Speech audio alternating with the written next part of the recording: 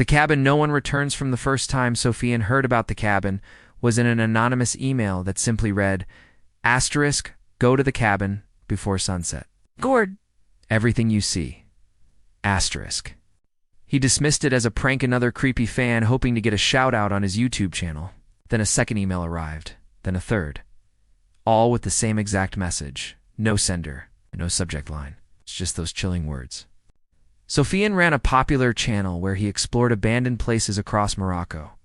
Crumbling asylums, forgotten Casbahs, old French prisons. His fans loved the eerie content, and he enjoyed the thrill of documenting the unseen. But there was something different about this message. The simplicity of it. The command. It didn't feel like a request. It felt like a trap. And he was hooked. After a week of silence, another email came, this time with GPS coordinates. Deep in the high Atlas Mountains. There's no town nearby. Just endless forest and white-capped peaks. He looked it up on satellite view. There it was. A lonely black smudge in the middle of a clearing.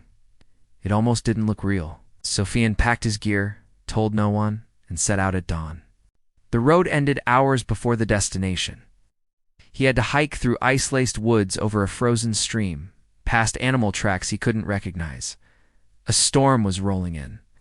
The wind whispered like voices trying to speak but failing. By the time he saw the cabin, the sun was already dipping behind the mountains. It looked like something out of a nightmare. Tiny. Black. Not aged by time, but eaten by it. The wood was charred in places like it had been on fire long ago, but had refused to burn down. The door creaked open slowly on its own, as if welcoming him inside. He hesitated. For the first time in years, something in his gut screamed at him to leave.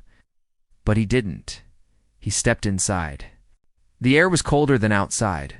Not cold like weather. It's cold like death. The interior was bare: one chair, one mirror, a bed that looked soaked with something dark and stiff. There was no dust. Everything was clean. Too clean. He set up his camera and began to record. Then the door slammed shut behind him. He rushed back, pulled on it, twisted the handle. It wouldn't budge. His flashlight flickered. The battery indicator was full, but the light dimmed anyway. And then he heard it. A whisper.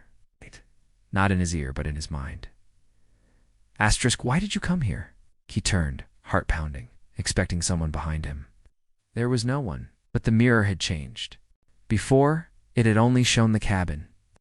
Now it showed him standing there, but behind him, a tall, thin figure with no face, just a stretched mouth filled with teeth. He spun around.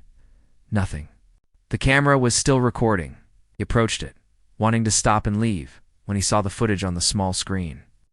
The figure was there, behind him. Every time he turned, it disappeared.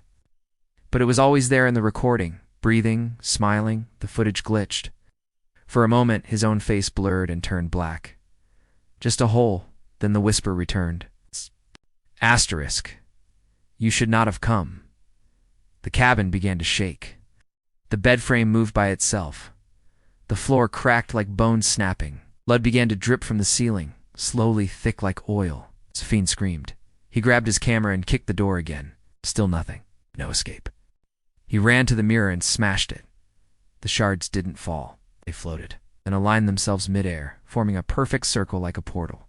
On the other side, he saw himself standing in his apartment, editing the video. He screamed for help. The reflection didn't respond. Then he noticed something even worse. In the reflection, he was smiling like he had finally won. Then it clicked. That wasn't him. That was the thing. The thing had already escaped, and he was still here. The walls of the cabin began to close in, not metaphorically. Literally. Boards shifted. The room shrank. He was being swallowed. He dropped the camera and screamed into it. Asterisk, if anyone finds this footage, don't come here. It's not abandoned. It's hungry. Asterisk. The screen went black. 3 weeks later, a hiker found the camera near the edge of the forest, half buried in snow. No one ever found Sofian.